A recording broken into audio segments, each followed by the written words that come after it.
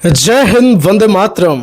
दोस्तों, पूरे YouTube पे सबसे दमदार सरदार कंटेंट देने का जो छाती ठोक के हम दावा करते हैं, उसी क्रम में आज की ये बीकॉम फर्स्ट सेमेस्टर के विद्यार्थियों के लिए बिजनेस स्टैटिक्स की ये क्लास आपकी परसेंटेज में चार चांद लगा देगी। भैया परसेंटेज को चमकाने का काम कर देगी।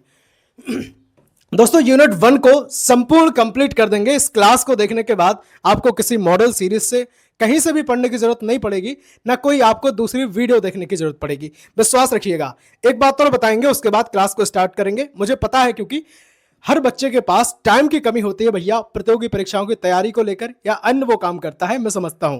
देखिएगा भैया, 100% एग्जाम में कंटेंट फंसाने की गारंटी के साथ इस वीडियो को आज हम कंप्लीट करेंगे। और बाकी बताना चाहेंगे, ये जो वीडियो है सभी यूनिवर्सिटी के लिए इंपोर्टेंट रोल प्ले करेगा। ठीक है, बाकी टेलीग्राम ग्रुप से जुड़ जाएंगे आप, तो हम आपको सिलेबस की पीडीएफ दे देंगे, तो आप अपने सिलेबस से भी, अपने कॉलेज यूनिवर्सिटी के सिलेबस से आप मैच कर सकते हैं। बहुत बढ़िया, बहुत बेहतरीन। लिंक डिस्क्रिप्शन बॉक्स में मिलेगी। चलेंगे, अब क्लास को स्टार्ट कर रहे हैं। देखिए, सबसे पहले हमें यह समझना होगा कि आज हम पढ़ने क्या वाले हैं स्टैटिक्स में। ठीक है, यूनिट 1 को आज संपूर्ण जब हम कंप्लीट कर रहे हैं, तो एक पहले हमने एक रूपरेखा तैयार की है, टीचिंग प्लान बनाया है कि हमें पहले पढ़ना क्या क्या है। इसके बाद हम सारी जितने भी क्वेश्चन हैं उनको बेहतरीन तरीके से डेफिनेशन के साथ समझेंगे, आसान भाषा में समझेंगे, देसी और प्रोफेशनल एग्जाम्पल के साथ समझेंगे। दो एग्जाम्पल रहेंगे, विश्वास रखना। बस फोकस के साथ इस वीडियो को अंत तक जरूर देखना। ठीक है, चलेंगे। देखिएगा, आज हम पढ़ने क्या क्या वाले हैं, पूरा ओवरव्यू हम एक बार देखते हैं। देखिए, स्टैटिक्स क्या है हमें समझना होगा कि भैया मीनिंग ऑफ स्टैटिक्स की यहां पे बात होगी। सेकंड की बात कर रहे हैं कि भारतीय सांख्यिकी के जनक कौन है। प्रोफेसर जो प्रकाश प्रशांत चंद्र महान लोवेस हैं, ये जो है वो भारतीय सांख्यिकी के जनक हैं। लेकिन इनके बारे में और भी चीजें जानेंगे कि इनने ISI की जो है स्थापना की है, NSS की भी स्थापना की है। NSS का मतलब वो राष्ट्रीय स्वयंसेवक संघ मत समझ लेना, सब समझाएंगे अभी। देखिए, स्टैटिक्स कहाँ कहाँ काम आती है, यानी कि जो स्कोप ऑफ स्टैटिक्स होता है, इसको हमने थोड़ा इस तरह से लिखा है कि ताकि बात जो है सीधे आपके माइंड में फिट हो जाए। देखिए, स्टैटिक्स क्यों जरूरी है, इसको जरा हमें समझना पड़ेगा। इंपोर्टेंस ऑफ स्टैटिक्स की यहाँ पे बात हो रही थी। आपके सिलेबस में जो चीज है वो इस तरह से दिया हुआ है, लिमिटेशन ऑफ स्टैटिक्स। तो इसको हमने इस हिसाब से बनाया है कि स्टैटिक्स की सीमा क्या है। हिंदी और इंग्लिश दोनों माध्यमों के बच्चे, है ना, परेशान बिल्कुल नहीं होंगे, दोनों के लिए रहेगा। बिल्कुल आराम से समझिएगा, दोनों को समझ में आएंगी चीजें। देखिए, स्टैटिकल इन्वेस्टिगेशन क्या है, प्लानिंग और ऑर्गेनाइजेशन आपको इसमें समझना है। नेक्स्ट की बात कर लेंगे, स्टैटिकल यूनिट क्या होती हैं, यानी कि जो आप आंकड़ों को मापने की इकाइयां हैं, है ना, वो क्या होती हैं, उनको बहुत अच्छे से समझेंगे। नेक्स्ट रहेगा आपका डेटा कैसे कलेक्ट किया जाता है। भाई साहब, जो स्टैटिक्स है पूरी डिपेंड होती है मेरे भाई डेटा पे, है ना, आंकड़ों पे डिपेंड होती है। तो डेटा को कलेक्ट करना, कलेक्ट करने के बाद उसको ऑर्गेनाइज करना, ऑर्गेनाइज करने के बाद मेरे भाई उसका भैया रिजल्ट देखना, बाद में फिर एनालिसिस करना, और बाद में जो है हम निष्कर्ष पे पहुंचते हैं कि हमने क्या निष्कर्ष हमने लिया है, क्या डिसीजन लिया है। नेक्स्ट की बात करेंगे मेरे भाई, सेंसस और सैंपलिंग क्या होता है। सेंसस का मतलब है कि मेरे भाई जब पूरा ग्रुप जो होता है, उस ग्रुप से आप आंकड़े लेते हैं, है ना, हर एक व्यक्ति से आप आंकड़े लेते हैं कि भैया क्या क्या, जैसे हर घर नल योजना चल रही, तो एक एक घर में जाकर सब व्यक्ति से पूछना कि बताओ पानी की व्यवस्था कैसी है, पानी की व्यवस्था कैसी है, नल आ रहे नहीं आ रहे, है ना, वो सब चीजें। सैंपलिंग में ऐसा होता है कि अगर किसी गांव में 100 लोग हैं, तो वहां पर 10 लोगों से पूछ लिया, तो वो हो गई सैंपलिंग। अभी हम सब समझ रहे हैं, परेशान मत होना। चलेंगे, गला थोड़ा सूख रहा है, तबीयत सही नहीं है, स्वस्थ गड़बड़ है। उम्मीद है कि आप सब मैनेज करेंगे, लेकिन कंटेंट में भाई साहब हम कमी नहीं छोड़ेंगे, इस बात का दावा कर रहे हैं। देखिएगा, प्राइमरी और सेकेंडरी डेटा क्या होता है, इसको हमें जरा समझना है। 2 से 3 चीजें और बची हैं, 2 चीजें और बची हैं, इसको देख लीजिएगा। डेटा को कैसे व्यवस्थित किया जाता है ये हम समझेंगे। बाकी ये सिलेबस के तौर पर ही समझ लो कि यूनिट 1 का सिलेबस है, ये जान लीजिएगा। इससे पहले बिजनेस ऑर्गेनाइजेशन की क्लास हम आपको दे चुके हैं। डेटा को टेबल, डायग्राम और ग्राफ की सहायता से आप कैसे प्रस्तुत कर सकते हैं, ये चीज आपको समझनी पड़ेगी। Tabulation diagrammatical graphical presentation of data. भाई साहब, आपने अच्छे से समझा होगा, हो सकता है आपने कभी पढ़ा हो कि जैसे पाई चार्ट होता है ना, ये सब जितने भी डेटा होते हैं उनको एक रिप्रेजेंट करने का एक माध्यम होते हैं, है ना। टेबुलेशन है, टेबल ग्राफ से हम समझ लेते हैं, डायग्राम से समझते हैं, है ना, वो सब चीजें। चलेंगे, तो अब पहली जो आपकी हेडिंग रहेगी यहाँ पे, मीनिंग ऑफ स्टैटिक्स क्या है, आपको समझना है, समझिएगा। देखिए, स्टैटिक्स के अगर अर्थ की हम बात कर लें, तो भैया स्टैटिक्स पूरी आंकड़ों पर डिपेंड होती है। बिना आंकड़ों के स्टैटिक्स का कोई वजूद मैं नहीं मानता और ना होता है। पहली चीज। अच्छा, दूसरी बात हम यहाँ पे क्लियर करेंगे कि जो स्टैटिक्स हमारी होती है भाई साहब, उनमें सबसे पहला काम जो होता है वो होता है आंकड़ों को कलेक्ट करना। आंकड़ों को कलेक्ट किया, कलेक्ट करने के बाद उनको सीक्वेंस में रखा, उसको ऑर्गेनाइजेशन उनकी की, ऑर्गेनाइज उनको किया। आंकड़े होते हैं मेरे भाई, उनको क्रमबद्ध करना बहुत जरूरी होता है। तो पहले आंकड़े कलेक्ट किए, इकट्ठे किए, इकट्ठे करने के बाद उनको क्रम में रखा, और क्रम में रखने के बाद मेरे भाई जो आंकड़े हैं उनको प्रेजेंट किया, प्रस्तुत किया लोगों के सामने जिनको वो दिखाना है। ठीक है, और इसके बाद जो है हमने क्या किया, उनकी एनालिसिस की, और बाद में हम रिजल्ट पे पहुंचे, निष्कर्ष पे पहुंचे। समझ गए? बहुत बढ़िया, बहुत बेहतरीन। अब जरा यहां डेफिनेशन के साथ हम समझ लेते हैं तो चीजें और आसान हो जाएंगी। देखिएगा, स्टैटिक्स वह विषय होता है भैया, विषय यानी कि सब्जेक्ट हमने लिखा है, देखिए, जिसमें डेटा यानी कि जो आंकड़े होते हैं मेरे भाई, उनको कलेक्ट करते हैं, एकत्र करते हैं। उम्मीद करेंगे कि ये बात आप बहुत अच्छे तरीके से समझ रहे होंगे। देखिएगा, ऑर्गेनाइजेशन यानी कि उनको व्यवस्थित करना, ऑर्गेनाइज करते हैं, बाद में फिर उनको डेटा को प्रेजेंट किया जाता है, यानी कि प्रस्तुत किया जाता है। बाद में फिर भैया प्रस्तुत करने के बाद फिर डेटा पे एक काम होता है, जरूरी काम, जिसको कहते हैं सर विश्लेषण। डेटा को एनालाइज किया जाता है और बाद में फिर उसके हम बात करेंगे तो भैया निष्कर्ष निकाला जाता है कि अब हम क्या रिजल्ट ले सकते हैं, एट लास्ट हम क्या डिसीजन लेंगे। समझ गए? बहुत बढ़िया, बहुत बेहतरीन। गला मेरे भाई सूख रहा है, लेकिन भैया चीजें जो है हमें कराने पर जोर देना है, क्वालिटी कंटेंट पर जोर देना है। चलेंगे, आसान भाषा में मैंने लिखा है, समझिएगा। देखिए भैया, मान लीजिए कि किसी कॉलेज में 500 विद्यार्थियों के जो औसत 500 विद्यार्थियों के जो अंक हैं भाई साहब, अब हमें यह पता लगाना है कि सबसे पता करना है कि सबसे अधिक अंक किसके हैं, औसत अंक कितने हैं, है ना, ये सब चीजें हमें पता करनी है, और कितने विद्यार्थी पास हुए और फेल हुए, ये सब जानकारी हमें करनी है। तो ये सब जानकारी मेरे भाई कैसे संभव है? आपने कहा सर आंकड़ों के हिसाब से संभव है ना। जो आंकड़े मेरे भाई बनाए जाते हैं, ग्राफ से जो चीजें की जाती हैं, वहां से इनका पता चल जाता है कि जो चीजें हैं मेरे भाई, है ना, कि कितने विद्यार्थी पास हुए, कितने विद्यार्थी फेल हुए, ये सब जानकारी मेरे भाई आंकड़ों के माध्यम से संभव है ना। सब चीजें लिख दी जाती हैं, ठीक है, सब चीजें यहाँ पे ऐसे बना दिया जाएगा कि ये पास का हो गया, है ना, ये ब्लैंक है सही, तो ये फेल का हो गया, है ना, ये पास के हो गए, ये फिर फेल के हो गए, है ना। इस तरह से बना दिए जाते हैं। फिर यहाँ पे लिख दिया जाता है कि वर्ष की कौन सी बात, किस वर्ष की बात हो रही है ना, या महिला या पुरुष, है ना, इन सब की बात हो रही। तो उन सब का जो आकलन है वो आंकड़ों की मदद से, आंकड़ों के अध्ययन से संभव है। तो यही मेरे भाई कहलाता है सर स्टैटिक्स। उम्मीद करेंगे कि ये बात समझ गए होंगे। चलेंगे, अब जरा यहाँ पे कुछ इंपॉर्टेंट पॉइंट्स हैं जिन्हें समझना आपके लिए बेहद जरूरी है। देखिए मेरे भाई, स्टैटिक्स जो है वो डिपेंड होती है पूरी आंकड़ों पे। किस पे डिपेंड होती है सर? आंकड़ों पे ये डिपेंड होती है। देखिए, स्टैटिक्स का संबंध जो है डेटा यानी कि आंकड़ों से होता है। दूसरे की बात करेंगे, डेटा को एकत्र, व्यवस्थित और विश्लेषित किया जाता है ना। डेटा को क्या किया जाता है, मैंने अभी बताया था, कलेक्ट किया जाता है भैया, ऑर्गेनाइज किया जाता है, और फिर उनको एनालाइज किया जाता है। समझ गए कि नहीं समझे? समझ गए कि नहीं समझे? इसको यहां हम लगा लेते हैं। बहुत बढ़िया, बहुत बेहतरीन। देखेंगे, अब बात करेंगे तीसरे पॉइंट की, कि सही निर्णय यानी कि डिसीजन मेकिंग में मेरे भाई ये हेल्प करता है। जब हम आंकड़े मेरे पास सही होंगे तो फिर हम सही निर्णय लेंगे। अगर देखिए, चूंकि आदमी क्या करते हैं, इंसान का एक स्वभाव होता है कि वो आंकड़ों पर मेरे भाई आंख बंद करके ट्रस्ट कर लेता है।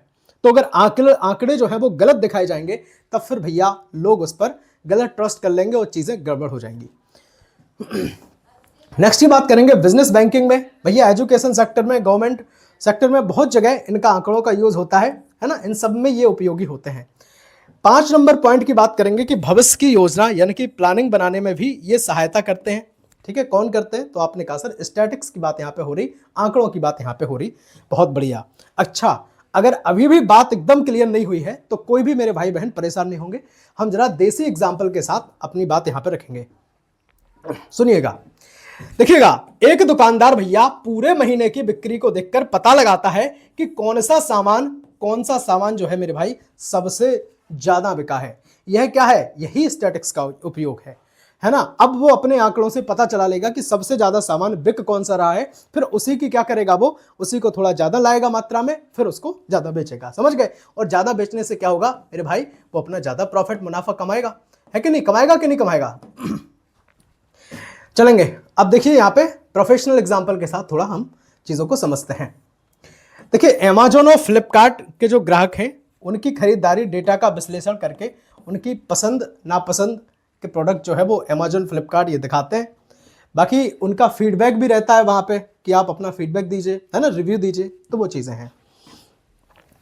एक बार कमेंट सेक्शन में ओम नमः शिवाय लिख देना, भैया जान लगा देंगे लेकिन एक एक चीज़ समझाए बिना आपको हम मानेंगे नहीं, छोड़ेंगे नहीं चीज़ों को।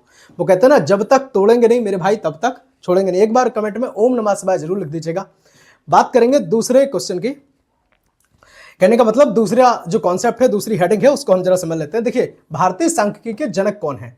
भारतीय सांख्यिकी के जनक के बारे में मैंने अभी आपको बताया था कि जो प्रसाद चंद्र महालनोबिस जी हैं, है ना, वो भारतीय सांख्यिकी के जनक हैं। देखिए, about father of Indian statics, यानी कि प्रोफेसर प्रशांत चंद्र महालनोबिस जी हैं, इनके बारे में हमें समझना है। थोड़ा सा इनका परिचय हम देख लेते हैं, है ना, एग्जाम में कई बार आ जाता है, क्योंकि ये भारतीय सांख्यिकी के जनक हैं तो इनके बारे में हमें पता होना चाहिए। प्रोफेसर प्रशांत चंद्र महालनोबिस को मेरे भाई फादर ऑफ इंडियन स्टैटिक्स, भारतीय सांख्यिकी के जनक के रूप में इनको जाना जाता है। अब इनकी कुछ उपलब्धि वगैरह हैं, उन उपलब्धियों को हम जरा यहाँ पे समझ लेते हैं। देखिए, इंपोर्टेंट पॉइंट के साथ समझ लेते हैं। पहला रहेगा कि इनका जन्म जो है मेरे भाई 29 जून 1893 को कोलकाता में हुआ था। ठीक है, ये जानकारी है ना, रख सकते हैं आप, कोई ऐसी बात नहीं है। दूसरी जानकारी इंपॉर्टेंट है, रखिएगा। इन्होंने मेरे भाई इंडियन स्टैटिस्टिकल इंस्टीट्यूट यानी कि ISI की स्थापना की 1931 में की थी। बहुत जगह ISI मार्क आपने देखा होगा, देखा कि नहीं देखा, बताओ जल्दी से।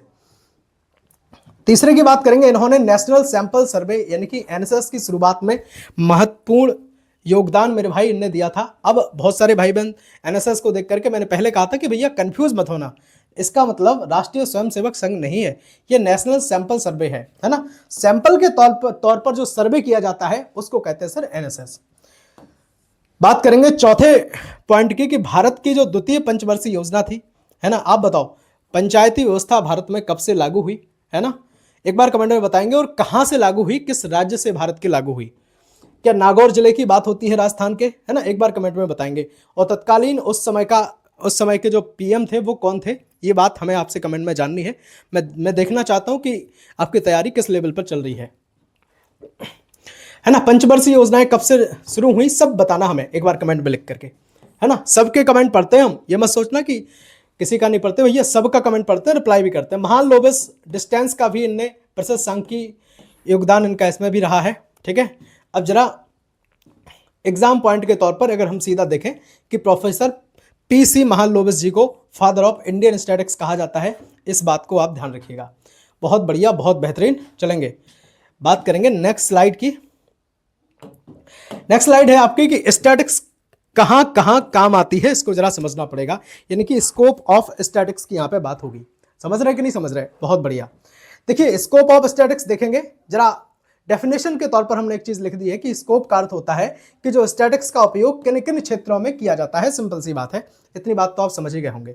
मैंने पहले भी आपको बता चुका हूं मैं कि भैया जो बिजनेस है ना, अब बिजनेस चाहे प्राइवेट वाला बिजनेस हो, सरकारी वाला बिजनेस हो, है ना, कहने का मतलब प्राइवेट कंपनी हो, पब्लिक सेक्टर की कंपनीज हो, या फिर इकोनॉमिक्स अर्थशास्त्र वाला कोई काम हो, या फिर बैंकिंग वाला कोई काम हो, या फिर एजुकेशन या रिसर्च क्षेत्र की बात हो, हर जगह मेरे भाई, है ना, गवर्नमेंट प्लानिंग की बात हो, हर जगह मेरे भाई आंकड़ों की बात होती है ना।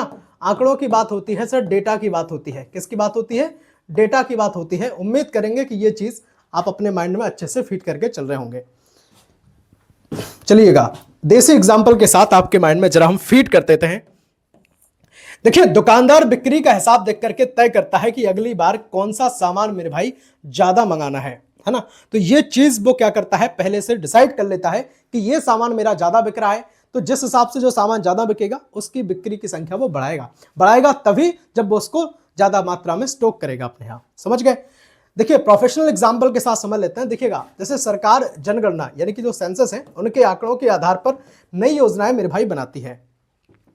ठीक है, अभी जनगणना हुई है, बताओ आपके यहाँ जो जनगणना हुई है क्या पता, क्या समझे आप उस जनगणना से, एक बार कमेंट में बताएंगे आप समझे क्या है।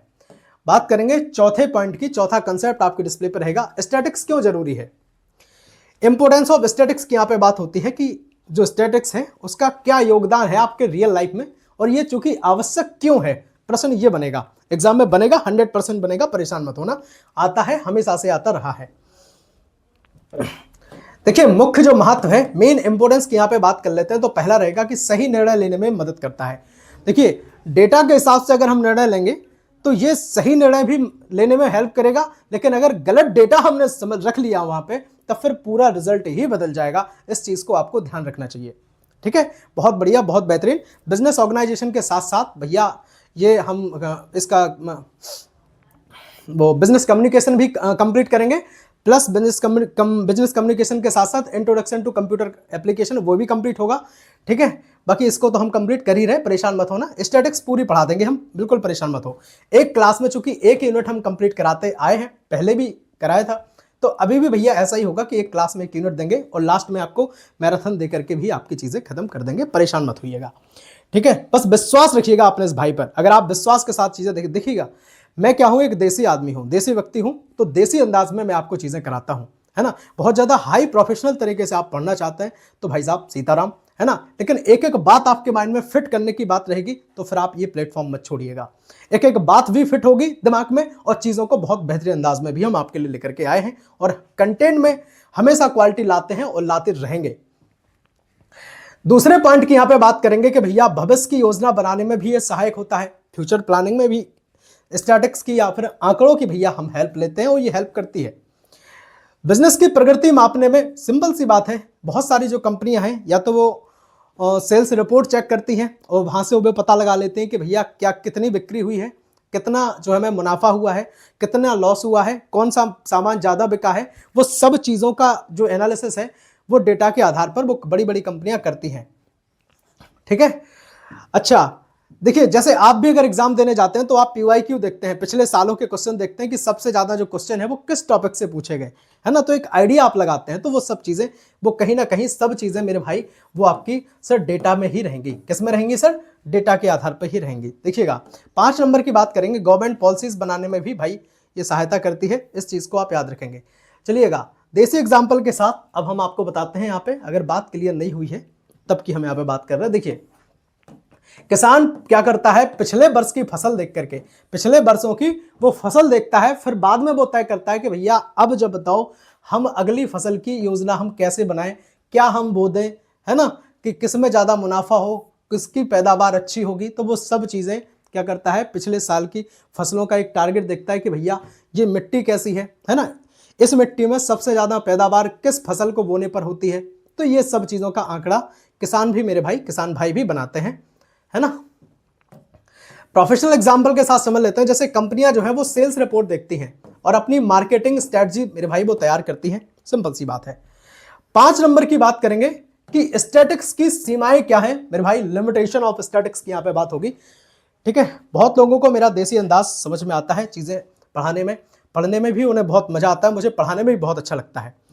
ठीक है, तो परेशान मत होइएगा, ये मेरा पैशन है, प्रोफेशन के साथ साथ पैशन भी है। ठीक है, तो बिल्कुल टेंशन की तो बात ही नहीं है। पिछले 5 साल का अनुभव है आपके भाई को चीज़ों को पढ़ाने का, और आप ये चीज़ जरूर नोटिस किया कीजिए कि जो सामने वाला शिक्षक आपको पढ़ा रहा है उसके पास अपना खुद का नॉलेज है या नहीं है, या फिर केवल पेन फेर के काम चला रहा है। तो ये चीज़ें आपको समझनी पड़ेंगी।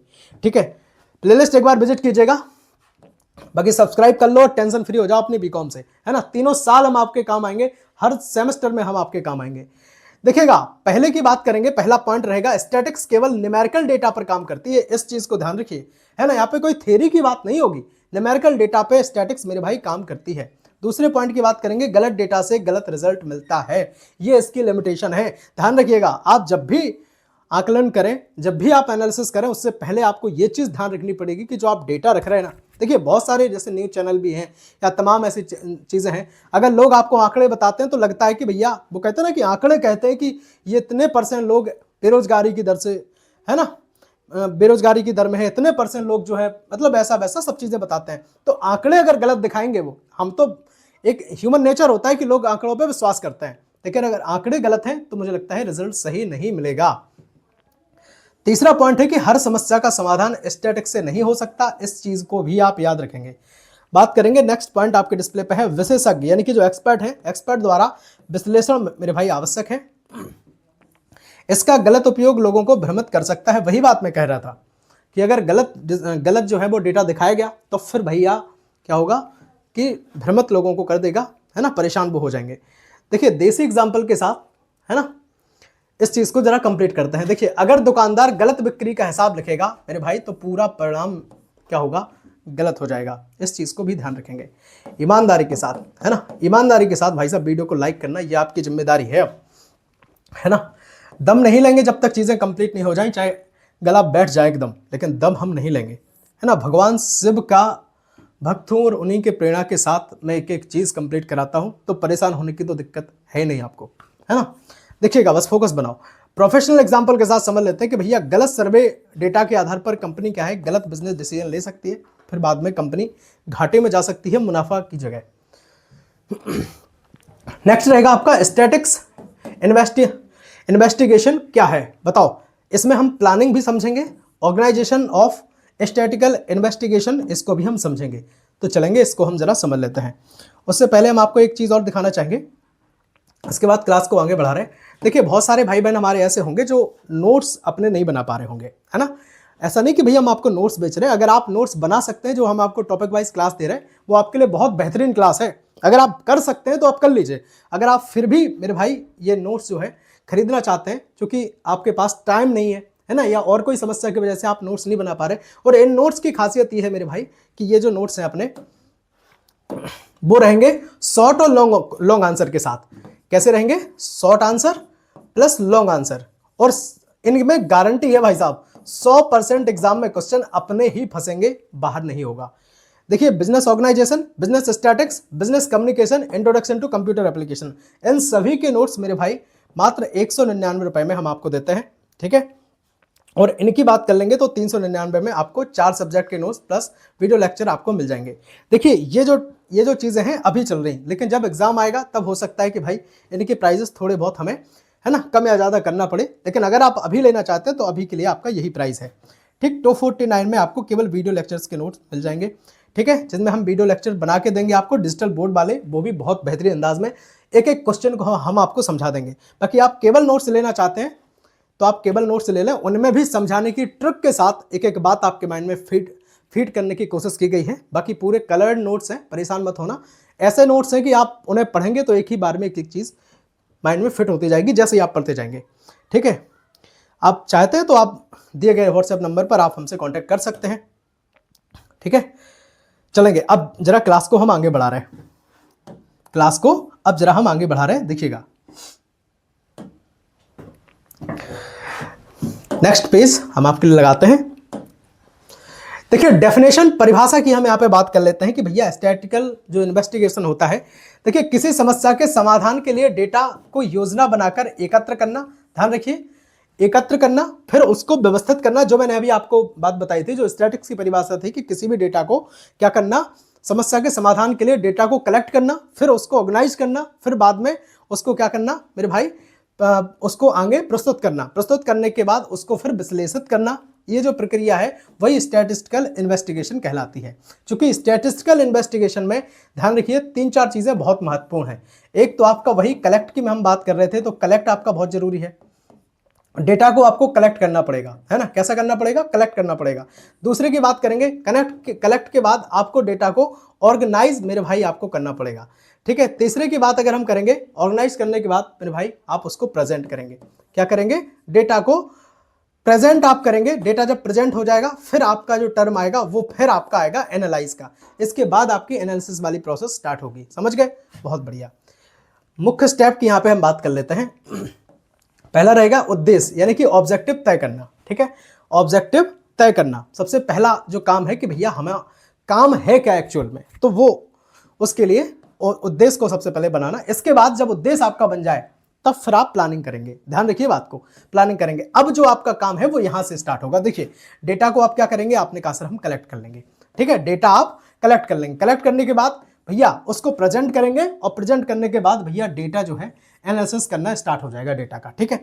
नेक्स्ट की हम बात कर लेंगे यहाँ पे कि निष्कर्ष, कंक्लूजन यहाँ पे फिर आप निकालेंगे, बाद में रिजल्ट निकालेंगे कि आपका जो काम है ना, वो कैसा है, क्या है है ना, रिजल्ट कैसा आया, तो वो सब चीजें।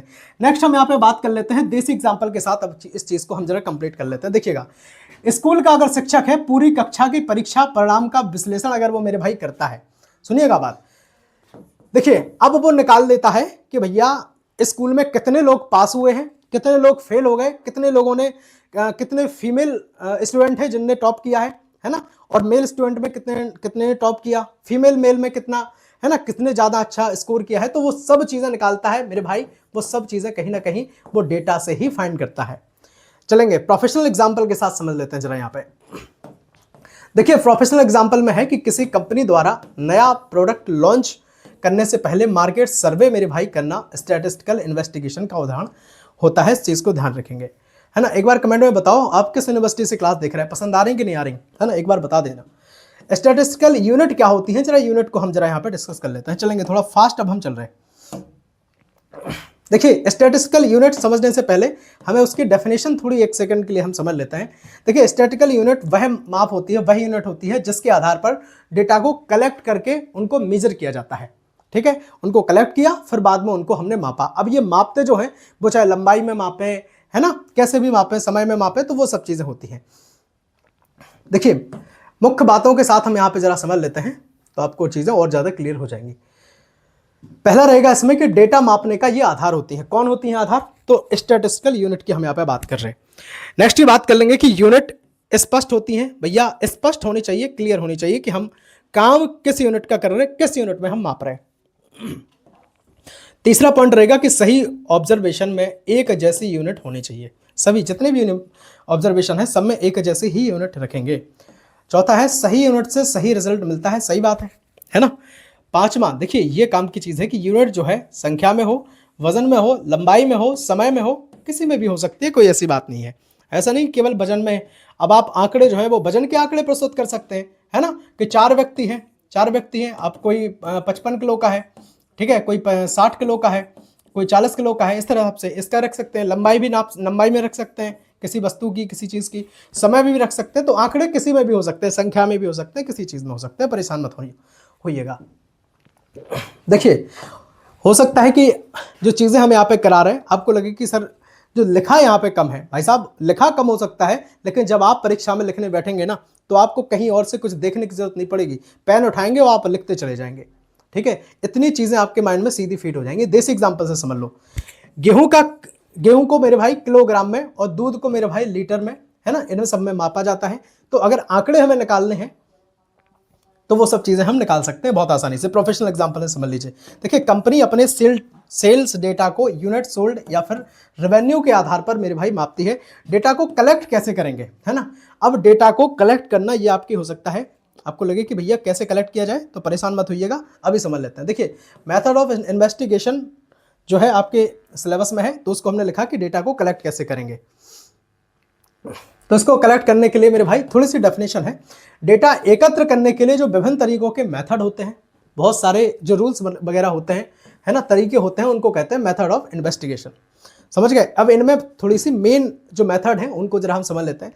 तो पहला तो होता है मेरे भाई डायरेक्ट जांच, है ना, जाकर के सीधा खुद ही जांच कर लो। तो एक तो ये मेथड हो गया प्रत्यक्ष जांच वाला। दूसरा इनडायरेक्ट इन्वेस्टिगेशन, अप्रत्यक्ष जांच, है ना। तीसरे की बात करेंगे लोकल करस्पॉन्डेंस मेथड, यानी कि स्थानीय संवाददाता विधि। नेक्स्ट रहेगा आपका क्वेश्चनेयर मेथड, यानी कि प्रश्नावली विधि, प्रश्न पूछ करके जानकारी ले लो, है ना।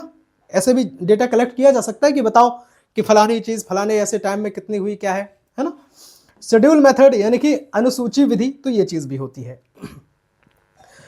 बहुत सारे भाई बहन कह रहे होंगे सर बात समझ में अच्छे से नहीं आई। देखिए, देसी एग्जांपल से समझ लो। दुकानदार अब ग्राहकों से क्या करेगा, सीधे पूछकर उनकी पसंद जान सकता है, ठीक है। या फिर वो क्या करेगा, अपने प्रोडक्ट पर कोई चीज ऐसी चिपका दी उसने और फिर उसने बोला कि भैया हमें रिव्यू दे देना, तो घर जाकर के वो रिव्यू दे देंगे। तो बहुत सारे तरीके होते हैं ताकि हम एक आकलन चुके कर सकें। 5 नेक्स्ट प्रोफेशनल एग्जाम्पल की यहाँ पे बात कर रहे हैं। कंपनी क्या करती है बताओ, गूगल फॉर्म उसने निकाला, है ना, या फिर सर्वे वाला कोई भी माध्यम है उसने निकाला कि भैया कस्टमर का हम तक फीडबैक पहुंच जाए और हमें पता चल जाए कि भैया हमें, है ना, किसी प्रोडक्ट के बारे में जानकारी लेनी है। नेक्स्ट बात करेंगे सेंसस और सैंपलिंग क्या है ना। सेंसस और सैंपलिंग क्या है, इनको जरा समझ लेते हैं। देखिएगा, देखिए सेंसस और सैंपलिंग में सबसे पहले हम सेंसस मेथड जरा हम समझ रहे हैं एक बार। सेंसस मेथड क्या होता है?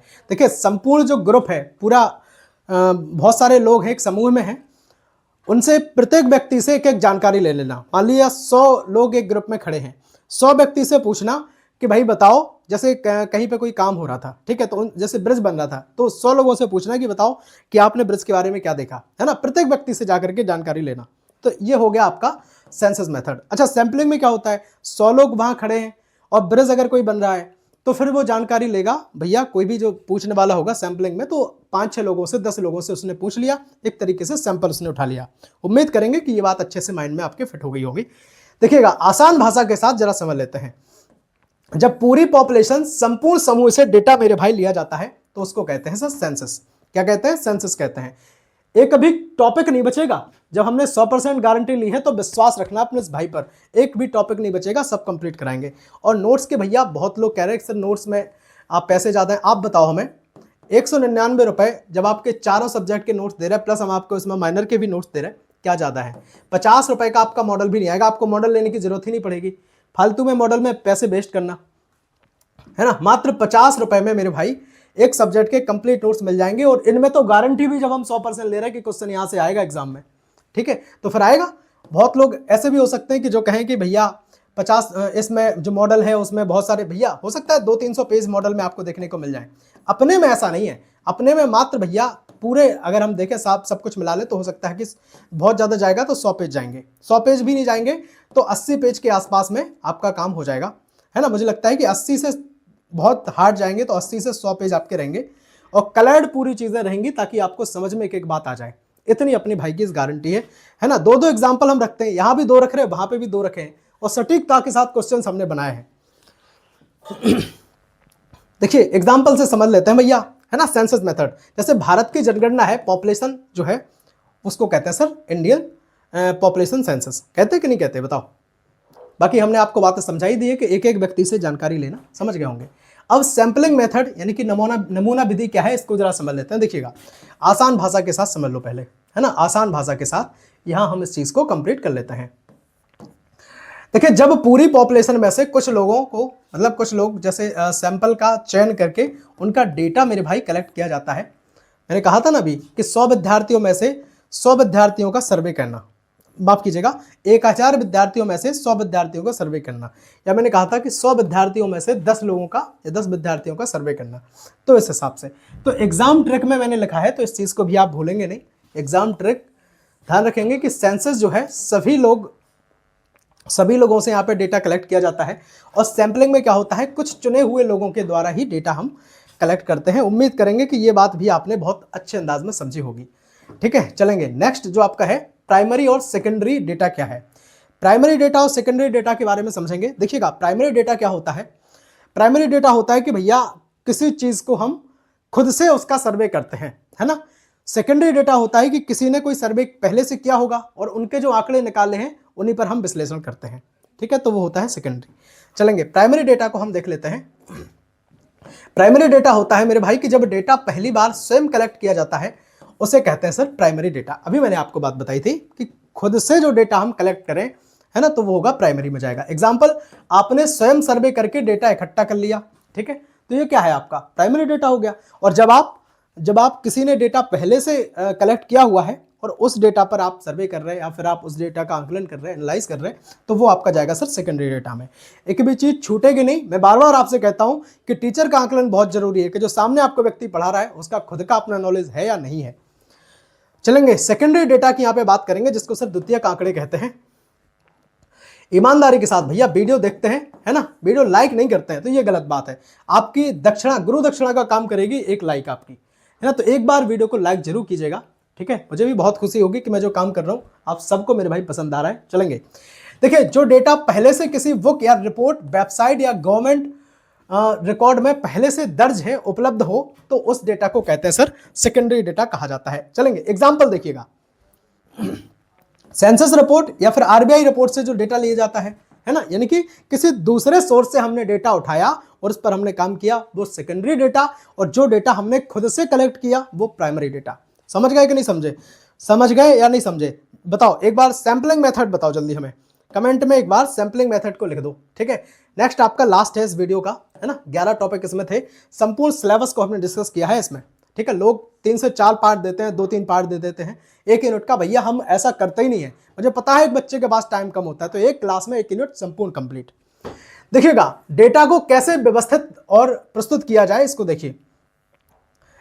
यानी कि हम अगर यहाँ पे कहेंगे editing, classification, frequency distribution, statistical series, tabulation, diagrammatical and graphical presentation, ये हम आपको सब स्टार्टिंग में बताया था कि क्या क्या चीजें हम पढ़ रहे हैं इसमें। यहां पे देख लीजिए, पहले आसान भाषा में देख लीजिएगा। देखिए डेटा कलेक्ट करने के बाद उसे जांच करना, क्रम से सजा करके टेबल और डायग्राम या फिर ग्राफ के रूप में मेरे भाई लिखना, ये सब अगर दिखाया जाए ताकि उसे आसानी से उस चीज को समझें, तो उसको कहेंगे भैया, क्या कहेंगे कि जो डेटा है उसकी हमने बहुत अच्छे से एनालिसिस की है। आप हो सकता है कि बात आपके माइंड में समझ में ना आई हो, एक बार फिर समझ लो। देखिए डेटा को हमने कलेक्ट किया, कलेक्ट करके उस कलेक्ट करने के बाद उसे जांच करके क्रम से सजाकर या तो हम टेबल के माध्यम से लिखेंगे, ग्राफ के माध्यम से लिखेंगे, पाई चार्ट के माध्यम से लिखेंगे, बहुत सारे तरीके होते हैं। आपने हो सकता है डेटा इंटरप्रिटेशन में ये चीजें पढ़ी हो, मैथ्स में या रीजनिंग वगैरह में। चलेंगे, मुख्य स्टेप देख लीजिएगा। पहला है एडिटिंग। अब एडिटिंग क्या होती है? एडिटिंग होती है कि गलतियों को सुधारना। जो डेटा आपने कलेक्ट किया है, हो सकता है उसमें कोई प्रॉब्लम हो, तो उस गलती को आप सुधार लेंगे, ठीक है। तो एग्जाम में हेडिंग बना लेना इसको, एडिटिंग। दूसरा क्लासिफिकेशन, इसका वर्गीकरण। भैया जो समान टाइप के डेटा होते हैं उनको एक समूह में बांट देना, जो दूसरे प्रकार के हैं एक जैसे हैं उनको दूसरे समूह में बांट देना, तो ये चीज होती है। तीसरे की बात करेंगे फ्रीक्वेंसी डिस्ट्रीब्यूशन। फ्रीक्वेंसी डिस्ट्रीब्यूशन होता है मेरे भाई कि कोई डेटा जो है वो बार बार आ रहा है ना, आवृत्ति उसकी बार बार हो रही है, तो उस चीज को हम क्या करते हैं, उसको एक क्रम में व्यवस्थित कर देते हैं। माफ कीजिए, कितनी बार कोई मान आया है यह दिखाना। नेक्स्ट है आपका स्टैटिस्टिकल सीरीज। स्टैटिस्टिकल सीरीज में होता है कि डेटा को क्रम में व्यवस्थित करना। 5 नंबर की बात करेंगे टेबुलेशन। टेबुलेशन मतलब डेटा को टेबल के फॉर्म में प्रस्तुत करना। 6 नंबर की बात टेबल के फॉर्म क्या होता है? वही होता है टेबल का फॉर्म, जैसे मैंने आपको अभी बताया था, है ना। टेबल फॉर्म, यही टेबल फॉर्म होता है मेरे भाई, ठीक है। तो इस चीज को आप याद रखेंगे, इस चीज को याद रखेंगे। समझ गए कि नहीं समझे? बहुत बढ़िया। नेक्स्ट है आपका डायग्राम एंड ग्राफ डेटा को चित्र या फिर ग्राफ के रूप में दिखाना। उम्मीद करेंगे कि ये बात भी आपके माइंड में अच्छे से फीड हो गई होगी। चलेंगे भैया, सब कुछ हम कंप्लीट कर चुके हैं, इसके बाद जो चीजें हैं बची नहीं है, बस देसी एग्जांपल के साथ थोड़ा इस चीज को हम थोड़ा समझ लेते हैं, ठीक है। एक देसी एग्जांपल के साथ और समझ लो तो और क्लियर हो जाएगा। देखिए शिक्षक पहले बच्चों के अंक जो है वो जांचता है, फिर रोल नंबर के अनुसार उनकी सूची बना करके एक रिजल्ट मेरे भाई वो तैयार करता है ना। तो ये कैसे करेगा? सब आंकड़ों के माध्यम से ही यहाँ पे पूरा खेल हुआ है। नेक्स्ट बताओ, प्रोफेशनल एग्जांपल से देख लो। कंपनी अपनी सेल्स या फिर रिपोर्ट को टेबल में, बार चार्ट में या फिर पाई चार्ट के माध्यम से मैनेजमेंट के सामने प्रस्तुत करता है, लेकिन सब चीजें जो प्रस्तुत की जा रही हैं वो डेटा के आधार पर प्रस्तुत की जा रही हैं। मैं आपको एक बात और बता दूं, जो डेटा है प्रस्तुत मेरे भाई किया जाता है, मैंने अभी कहा था आपसे कि ह्यूमन नेचर ऐसा होता है कि आंकड़ों पर बिलीव करता है, ट्रस्ट करता है। तो डेटा को सही तरीके से अगर प्रस्तुत किया गया तो बहुत अच्छा है, अगर नहीं किया गया तो फिर लोगों को ये भ्रमित कर सकता है। ठीक बात समझ गए? अच्छा, एक बात और हम समझेंगे कि जो भैया डेटा होता है, जो स्टैटिक्स होती है वो पूरी आंकड़ों पर डिपेंड होती है ना। आंकड़ों पर पूरी चीजें डिपेंड होती हैं। इनमें भैया न्यूमेरिकल की बात होती है, इसमें कोई थ्योरी की बात यहाँ पर नहीं होती है। इस चीज को आप ध्यान रखेंगे। और प्रोफेसर प्रशांत चंद्र महालनोबिस का नाम आप बिल्कुल नहीं भूलेंगे, जो भारतीय सांख्यिकी के जनक कहे जाते हैं। ठीक है, बताओ जरूर एक बार क्लास आपको लगी कैसी है, चीजें समझ में आई या नहीं आई? एक बार बता जरूर देना कि चीजें आपको समझ में आई या नहीं आई, है ना। ये चीज आपकी बताना बहुत जरूरी है, ठीक है, ताकि हम क्या करते हैं कि चीजों को और अच्छे से एनालाइज करते हैं, है ना, इंप्रूव भी करते हैं कि अगर चीजें आपकी क्लियर नहीं हो रही या कोई ऐसी प्रॉब्लम आ रही तो वो चीजें रहती हैं। बताना जरूर क्लास आपको लगी कैसी है, क्या सच में पूरी यूट्यूब पर सबसे दमदार क्लास थी या नहीं थी, है ना। बाकी किस यूनिवर्सिटी से आप वीडियो देख रहे हैं ये भी लिख दीजिएगा, और साथ में दोस्तों को भेज देना जो परेशान हो रहे होंगे। और आप अगर सब्सक्राइब कर लेते हैं तो भैया होगा क्या सब्सक्राइब से, कि जो हम वीडियो डालेंगे तो उसकी नोटिफिकेशन आप तक पहुंच जाएगी। तो बेल आइकन जरूर दबा के रखिए, अगर आप बेल आइकन नहीं रखेंगे तो फिर क्लास आप तक पहुंचेगी ही नहीं।